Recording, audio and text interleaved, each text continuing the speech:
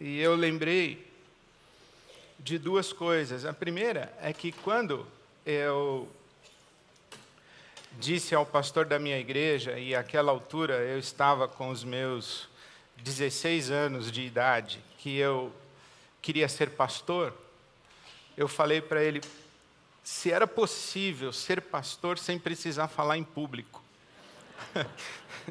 E Deus tem um grande senso de humor, né? Um grande senso de humor. E lembrei também de uma história contada por Eugene Peterson, que foi, hoje já mora no céu, mas foi, com certeza, um dos maiores teólogos e referências pastorais nos Estados Unidos recente. O Eugene Peterson conta que um domingo ele chegou em casa à noite e perguntou para o filho dele: o que você achou do meu sermão? E o filho respondeu: pai, foi o seu sermão, né? E o Peterson disse que ficou frustrado, né? Só isso que você tem para dizer? E foi dormir um pouco contrariado. Passadas algumas semanas, o filho foi visitar uma outra igreja. E quando retornou à casa, no jantar, à mesa do jantar, ele falou para o filho dele: e aí, o que você achou do sermão do pregador? E o filho falou: pai, ele ainda não encontrou o sermão dele. E o Peterson entendeu quando ele dissera: foi o seu sermão. E eu fiquei pensando isso e perguntando ao meu coração, e discerni que sou muito grato a Deus porque eu acho que eu encontrei o meu sermão. Faz muito tempo eu acho que eu encontrei o meu sermão. É o Evangelho como superação da religião. Desde que chegamos na IBAB, porque amanhã, exatamente dia 15 de janeiro, eu e a Silvia completamos 35 anos como pastores da IBAB. É o nosso ministério, a nossa casa, a nossa família, nossos filhos cresceram aqui. O Vitor estava na barriga da Silvia e a Fernanda no colo quando nós chegamos, em 1989. Desde aquele momento, eu acredito que tenho dedicado a minha vida dentro da religião, apesar da religião, e não poucas vezes contra a religião. Eu tenho dedicado a minha vida como um profissional da religião. Sou pastor evangélico batista. Recebo salário de uma igreja. Sou um profissional de uma instituição religiosa. Na categorização sociológica do nosso Brasil, eu sou evangélico e sou pastor evangélico.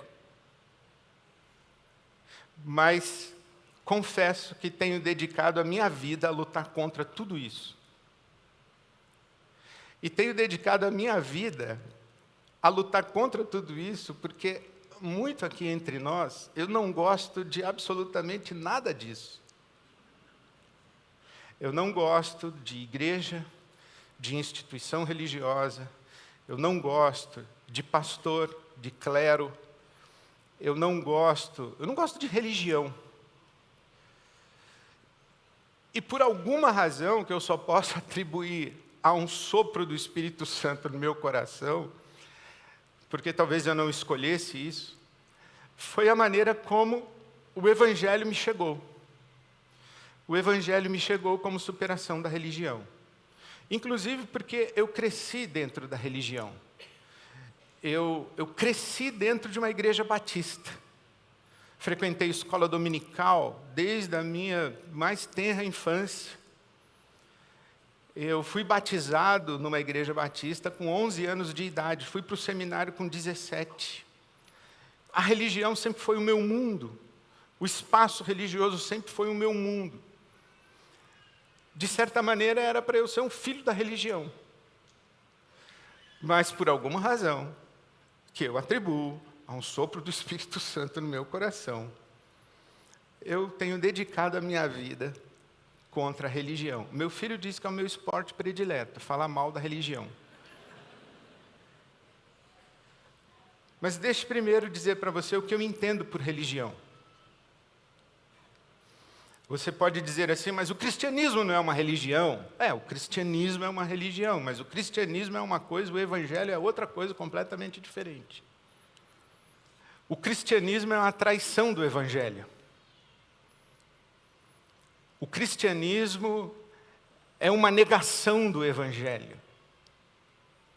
Porque o cristianismo, ele se configura nas mesmas categorias de todas as expressões religiosas que o evangelho veio para superar. Então, o que entendo por religião? Há muitas possibilidades de definição de religião. E há muitos olhares para a religião. Você tem filosofia da religião, psicologia da religião, sociologia da religião, religião na dimensão política, religião na dimensão existencial, religião na dimensão metafísica. Enfim, você pode olhar para a religião de diferentes e variados ângulos, mas tem uma definição que me chegou e ganhou meu coração. É de Otto Maduro. Ele diz que religião é um conjunto de crenças, rituais e códigos morais, que ele chama de tabus.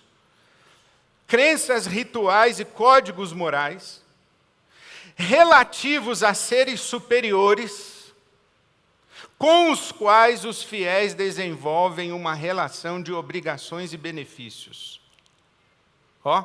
Difícil? Vou repetir para você.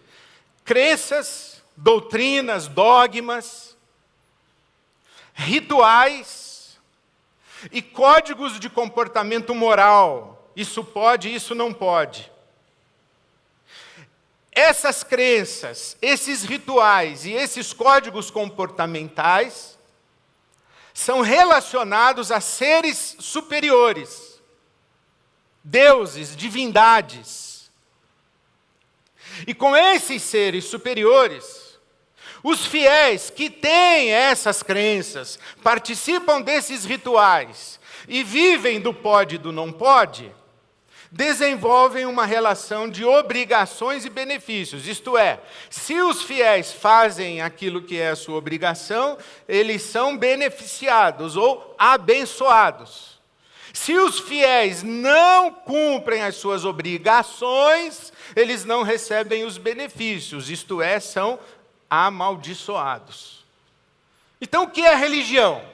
Religião é um conjunto de coisas que você acredita a respeito dessas divindades, um conjunto de rituais que você participa para homenagear essas divindades, e um conjunto de comportamentos que você ou pratica ou evita para agradar essas divindades.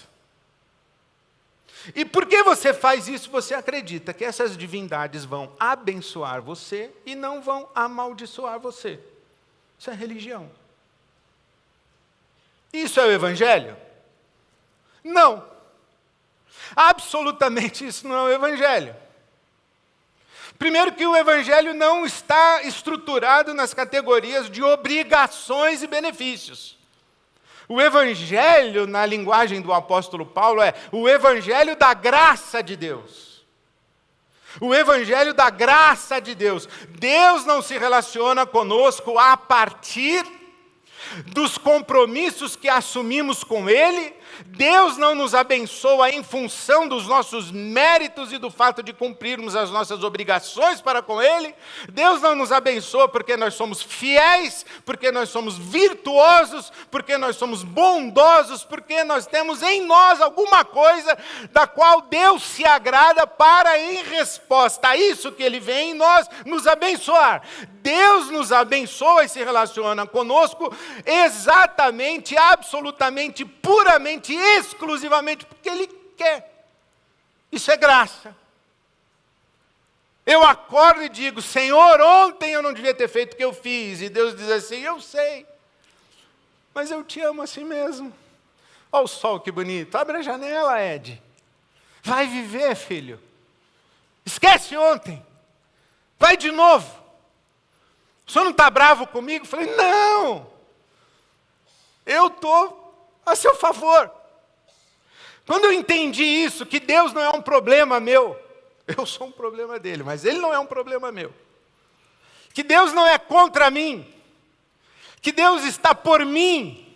Foi isso que o apóstolo Paulo disse, se Deus é por nós, quem será contra nós? É Ele quem nos julga, mas não nos condena. É Ele quem nos redime, é Ele quem nos dá vida, quem nos sustenta na vida, foi Ele quem nos salvou, foi Ele quem nos criou, nos redimiu, Ele que nos sustenta na palma da sua mão. E toda vez que eu acordo, a misericórdia de Deus acorda antes de mim, já está acordada. As misericórdias de Deus se renovam sobre a minha vida a cada manhã. E eu ouço Jesus dizendo para mim assim, Ed, o meu Pai não está contra você, está a seu favor, então vai viver. Jesus nunca disse para mim assim, Ed, vai no templo. Ed, cuidado, não peque de novo, o que você fez ontem, olha, o meu pai está muito bravo com você. Não, Jesus nunca diz isso para mim, o que Jesus diz para mim é, vai viver.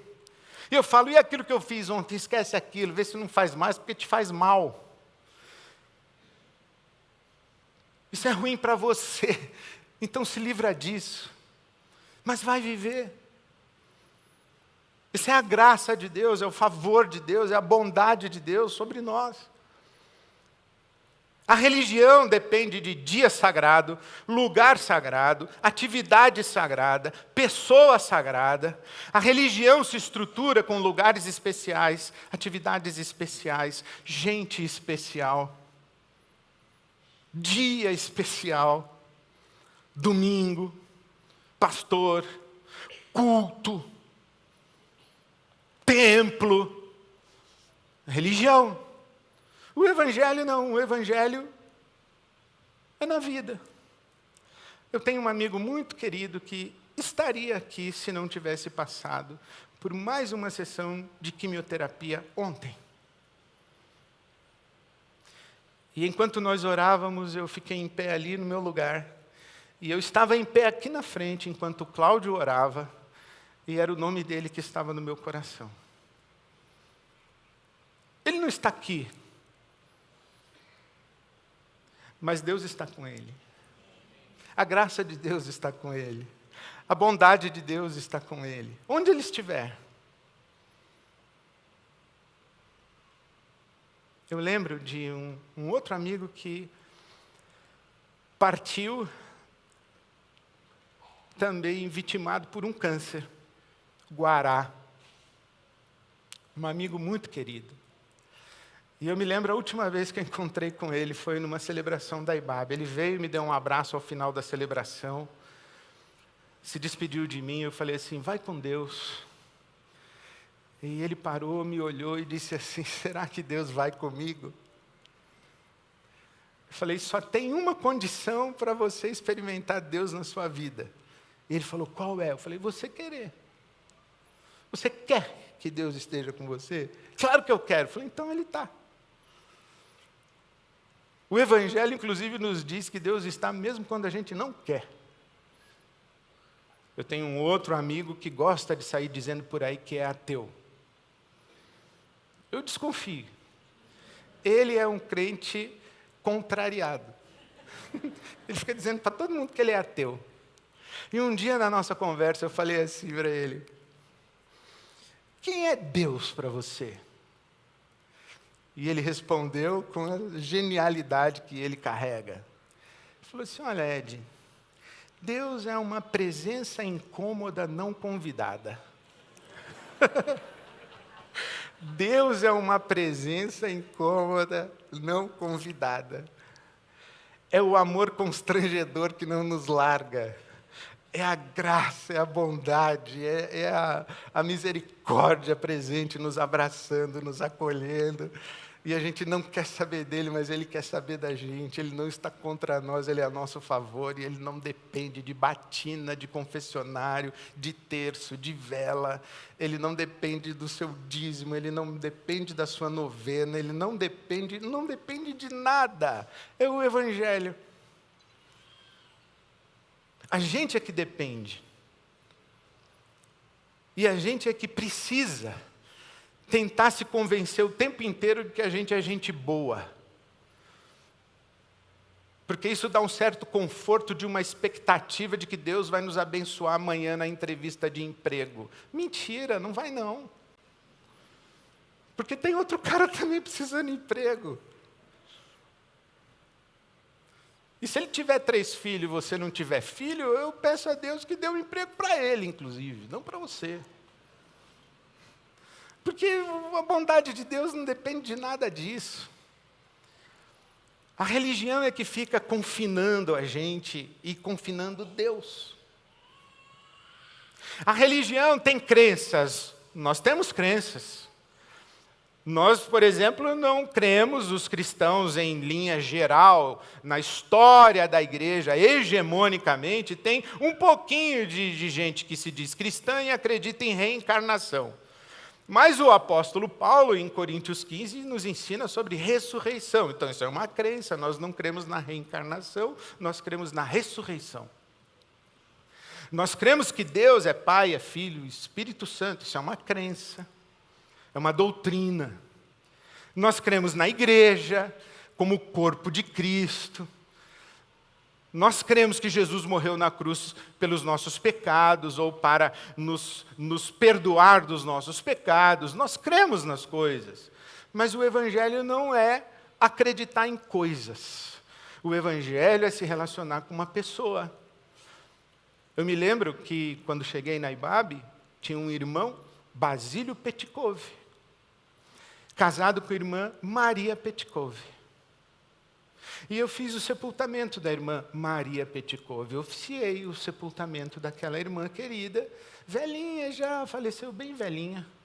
E o irmão Basílio, bem velhinho, colocou a mão assim no caixão dela e disse assim: aqui vai uma mulher que não entendia nada de doutrina, mas sabia tudo de fé. É o Evangelho. Se perguntasse para ela sobre transubstanciação, consubstanciação, a diferença entre justificação, regeneração, não sabia nada. Mas sabia tudo de fé. É o Evangelho. Porque o Evangelho não é acreditar em coisas, o Evangelho é se relacionar com uma pessoa, Jesus Cristo vivo. A gente participa de ritual? A gente participa de ritual. Estamos aqui cantando, estamos aqui fazendo oração, trouxemos o nosso pedido de oração aqui. Durante a semana, nós, os pastores, líderes da igreja, vamos orar e vamos interceder pelos pedidos que nos foram feitos. Nós temos celebração às 9, às 11, às 19. Mas o Evangelho não é nada disso.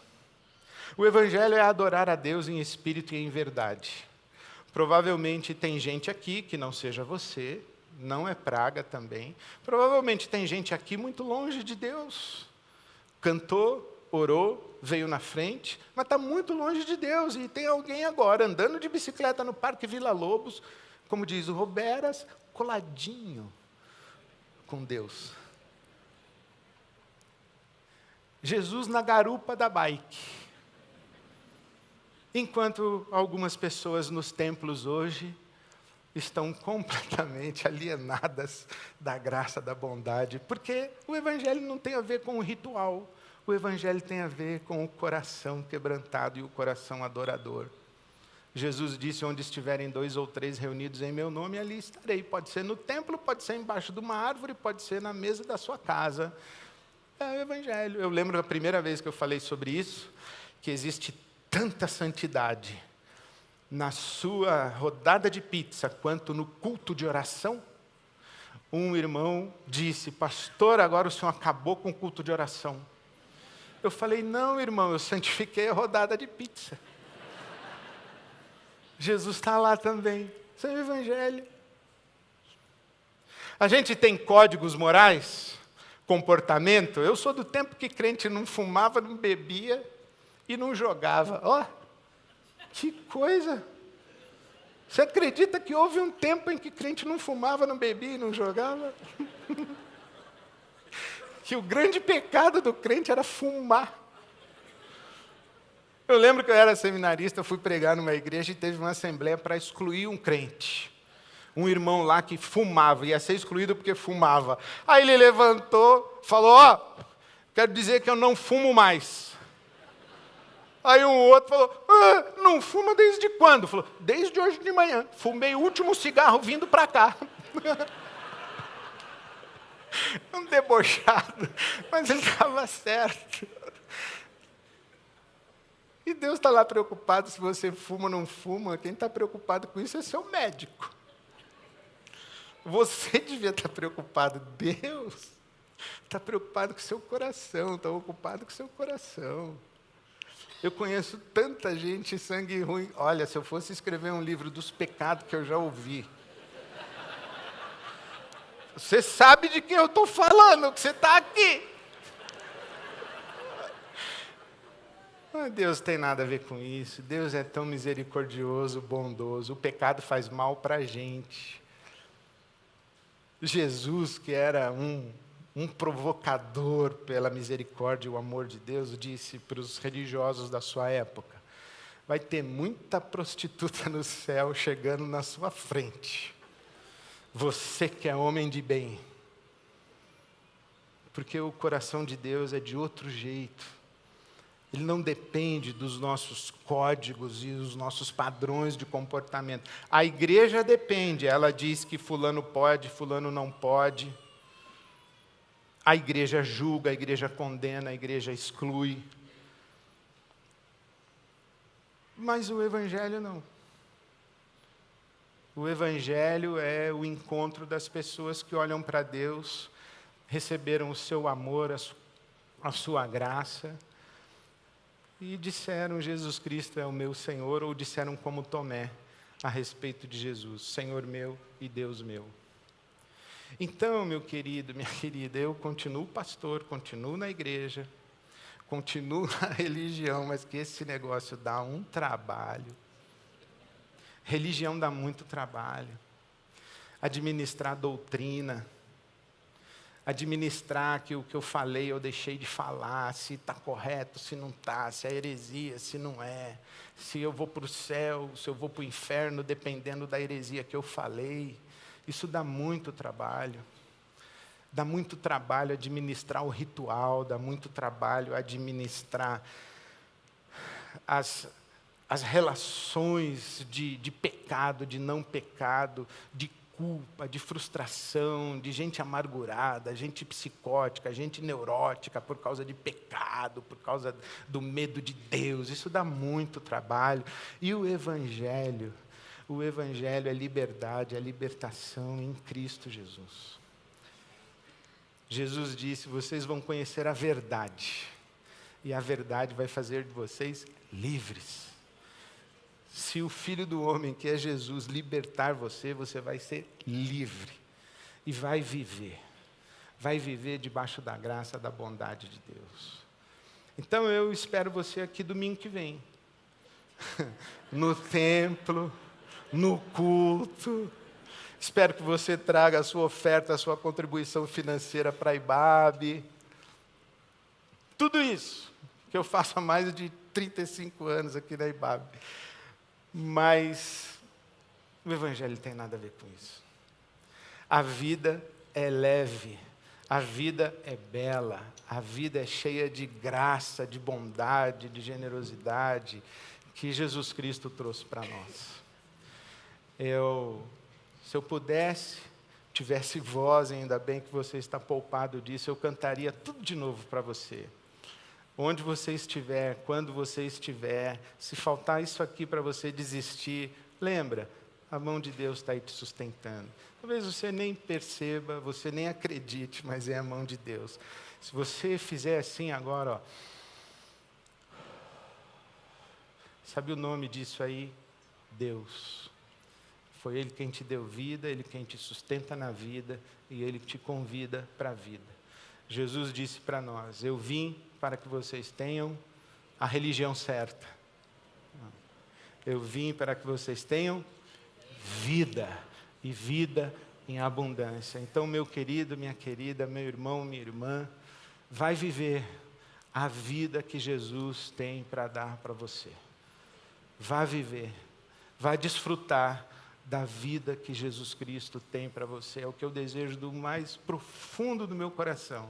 É que você experimente a abundância da vida que Jesus tem para você. Amém, amém, amém. Muito obrigado, um beijo.